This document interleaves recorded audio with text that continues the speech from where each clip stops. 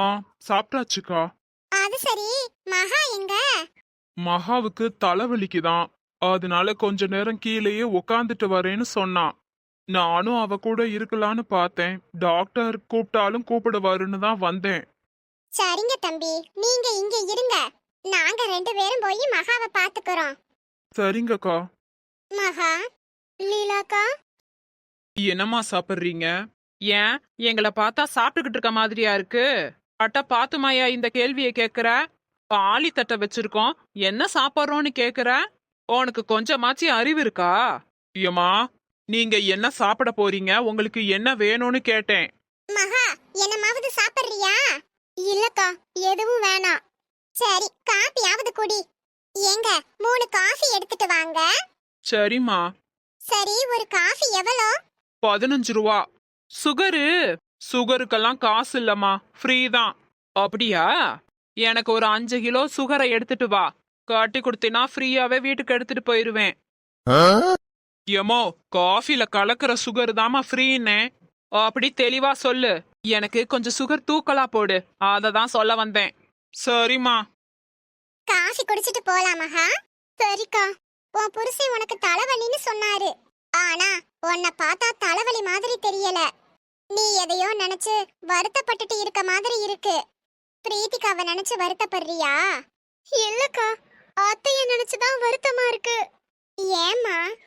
என்னால தானே அத்தை இப்ப உடம்பு சரியில்லாம படுத்திருக்காங்க. அது மட்டும் இல்ல, என் அத்தைய பார்த்து என் வீட்டுக்காரர் அப்படி அழுகுறாரு.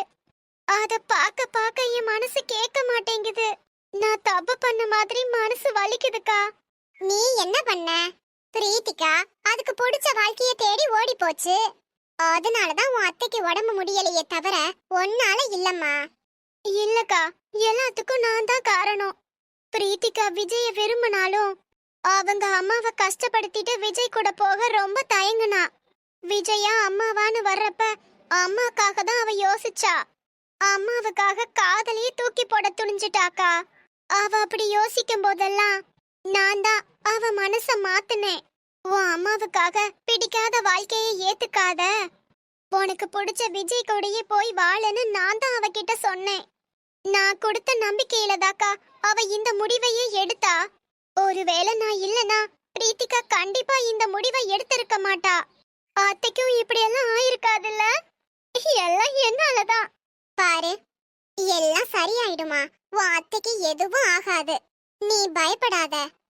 இல்லக்கா, எனக்கு வேற ஒரு பயமும் இருக்கு.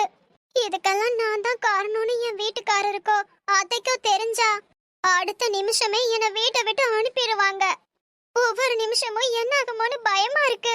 பாரு மகா, நீ சொல்லாம உன் புருஷனுக்கு இந்த விஷயம் தெரிய வாய்ப்பில்ல. நீ பயப்படாத, அழுகிறத நிப்பாட்டு. ஹலோ மகா. என்னங்க? டாக்டர் வந்துட்டாரு, நீ சீக்கிரம் வா. இது இப்ப வரேங்க. அக்கா, டாக்டர் வந்துட்டாராம், வாங்க போவோம். சரி சரி, சீக்கிரம் வா போவோம். டாக்டர், எங்க அம்மா நல்லா இருக்காங்கல்ல? உங்க அம்மாவுக்கு ஒரு பிளாக் இருக்கு. என்ன? அப்படின்னா ஆபரேஷன் பண்ணணுமா டாக்டர்? தேவையில்ல, பிளாக் சின்னதா தான் இருக்கு. டேப்லெட்ஸ் எழுதி கொடுக்கறேன், அதை சாப்பிட்டாலே போதும். வேற எந்த பிரச்சனையும் இல்ல. இன்னைக்கே நீங்க டிஸ்சார்ஜ் பண்ணிக்கலாம். Thank you doctor. நாங்க போய் பார்க்கலாமா டாக்டர்? யாராவது 2 பேர் மட்டும் போய் பாருங்க. வா, நம்ம போய் பார்த்துட்டு வருவோம். ஆமா, இப்போ எப்படிமா இருக்கீங்க? அத்த, டாக்டர் உங்களுக்கு எதுவும் இல்லைன்னு சொல்லிட்டாரு. இன்னைக்கே டிஸ்சார்ஜ் பண்ணிடலான்னு சொல்லிட்டாரு. ஆமாம்மா. டிஸ்சார்ஜ் ஆனா என்ன, ஆகாட்டி என்ன, கடவுள் என் உசுரை எடுக்காம விட்டுட்டானே. என்னம்மா நீங்க இப்படியெல்லாம் பேசுறீங்க? உங்களுக்கு ஏதாவது ஆயிடுமோன்னு நான் எப்படி பயந்துட்டேன் தெரியுமா? மனசெல்லாம் பாரமா இருக்குடா, முடியல. நீங்க எதை பத்தியும் யோசிக்காதீங்கம்மா, ரெஸ்ட் எடுங்க. வீட்டுக்கு போயிட்டு எல்லாத்தையும் பேசிக்கலாம். நான் போய் உங்களை டிஸ்சார்ஜ் பண்றதுக்கு என்னன்னு கேட்டுட்டு வர்றேன். விஜய், எனக்கு பயமா இருக்கு. பயப்படாத, நான் தான் இருக்கேன்ல. வந்துட்டியாப்பா? இவங்க எப்படி இங்க? விஜய், நம்ம இப்போ எதுக்கு இங்க வந்திருக்கோம்? வர வேண்டிய இடத்துக்கு தான் வந்திருக்கோம். கொஞ்சம் சும்மா இரு.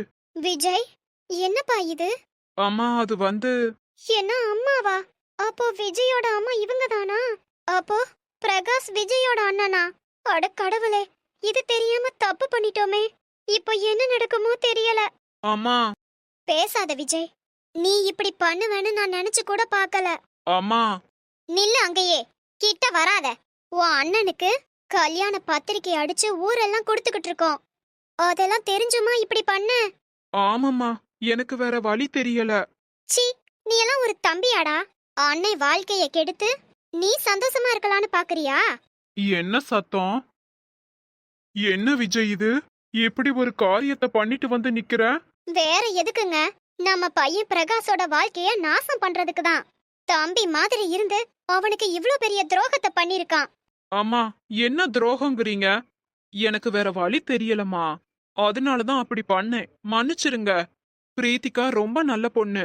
அவளை உங்களுக்கு நிச்சயம் பிடிக்கும். நம்ம வீட்டுக்கு ஏத்த மாதிரி பொண்ணை தான் நான் கூட்டிட்டு வந்திருக்கேன். போது நிறுத்து. ஏமா இவ்வளோ கோபம்? அண்ணனுக்கு முன்னாடி நான் கல்யாணம் பண்ணது தப்புதான். ஆனா என் சுச்சுவேஷன் அந்த மாதிரி.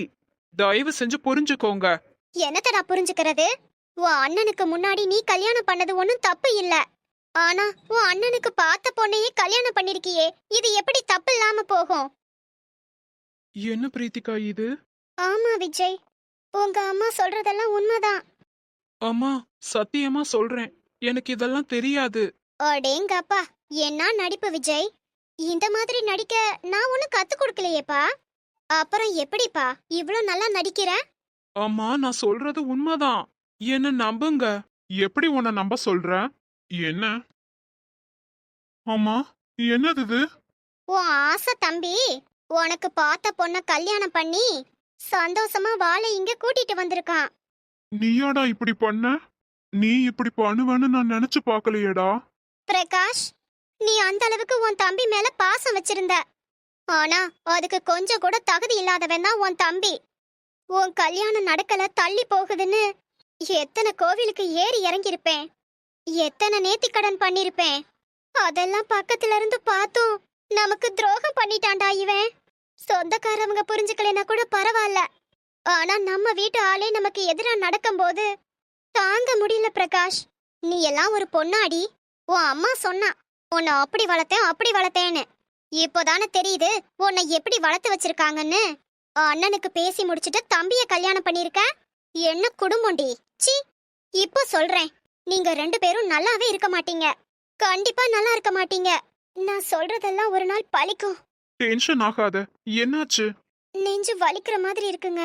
அம்மா, ஹாஸ்பிட்டல் போலாம் வாங்கம்மா. வேணாம் பிரகாஷ், கொஞ்ச நேரம் ரெஸ்ட் எடுத்தா எல்லாம் சரியா போயிடும். பிரகாஷ், அம்மாவை உள்ள கூட்டிட்டு போ. அப்பா, அப்போ நாங்க கிளம்புறோம். எங்க போற? எங்கேயும் போ தேவையில்ல. உள்ள போ. இல்லப்பா, அம்மாவோட கோபத்தை என்னால பார்க்க முடியல. அதுதான் உனக்கு தண்டனை. தப்பு பண்ணில, அனுபவிப்பா. முதல்ல நீ அழுகிறத நிறுத்து. எப்ப பாரு நீலிக்கண்ணி வடிக்கிறது தான் உன் வேலை இல்ல? விஜய், இத்தனை நாள் உன் கூட பேசியிருக்கேன்ல, என்னைக்காவது ஒரு நாள் என் அண்ணனுக்கு தான் உன்னை பொண்ணு பார்த்திருக்காங்கன்னு ஏன் சொல்லல? இல்ல விஜய், எனக்கே. நிறுத்து. உன் குரலை கேட்கவே எரிச்சல் ஆகுது. உன்னாலதான், உன் ஒருத்தியாலதான் எங்க அம்மா கிட்ட நான் இப்படி திட்டு வாங்குறேன். உன்னை நான் கல்யாணம் பண்ணதே தப்பு. திட்டம் போட்டு என் குடும்பத்தை பிரிச்சிட்டீல. ச்சே. இப்போ என்ன பண்றது? எங்க போறது? ஒண்ணுமே புரியலையே. இங்க பாருமா, ஏற்கனவே உங்களால என் பொண்டாட்டிக்கு பிபி அதிகமாயிருக்கு. இன்னமும் அவ கண்ல படுற மாதிரி நீ இங்கே நின்னுக்கிட்டு இருந்தா என்ன அர்த்தம்? உன்னை பார்த்தா மறுபடியும் அவ டென்ஷன் ஆவா. ரூம்குள்ள போ. அது வந்து விஜயோட ரூம் எங்க இருக்கு? அதோ அந்த பக்கம் இருக்கு. சீக்கிரம் போமா. எப்படியோ நல்லபடியா நீ திரும்பி வந்துட்ட ரோசாலி. எங்களுக்கு அதுவே போதும். வந்து என்ன பிரயோஜனம்? அதுக்கு ஒரேடியா நான் போயிருந்தாவாவது நிம்மதியா இருந்திருப்பேன். என்ன ரோசாலி இது? உன் மேல பாசம் வச்சிருக்க அத்தனை பேரும் உன் பக்கத்துல நிக்கிறோம்.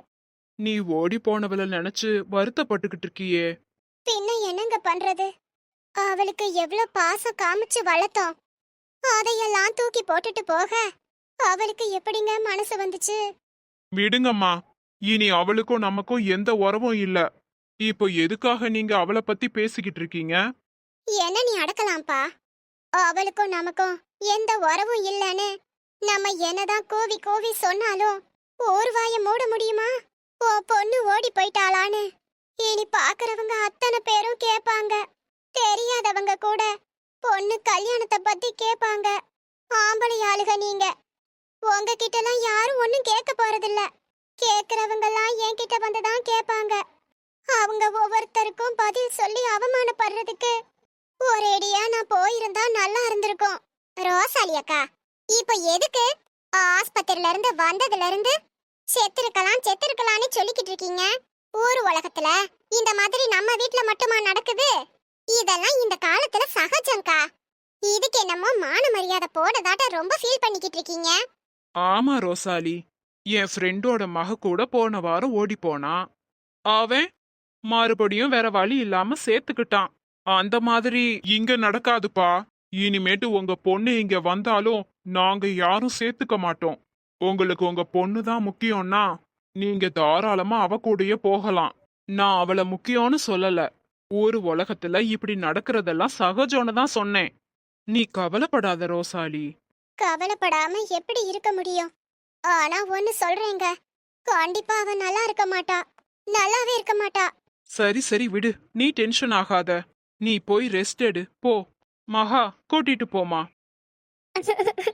எனக்கே இப்பதான் தெரியும் விஜயும் பிரகாஷும் அண்ணன் தம்பின்னு. ஆனா இத புரிஞ்சுக்காம விஜய் என்ன அப்படி திட்டுறாரு. இதெல்லாம் தெரியாம நடந்தது. இது எல்லாமே விதியோட விளையாட்டு. இதெல்லாம் நான் என்ன பண்ணேன்? மத்தவங்க புரிஞ்சுக்காம பேசினாலும் சரி, விஜயே என்ன புரிஞ்சுக்கல. கடைசியில என் வாழ்க்கை இப்படி ஆயிருச்சே. அம்மா அப்பா மனசை கஷ்டப்படுத்திட்டு வந்தேன்ல, எனக்கு இதுவும் வேணும் இன்னமும் வேணும்.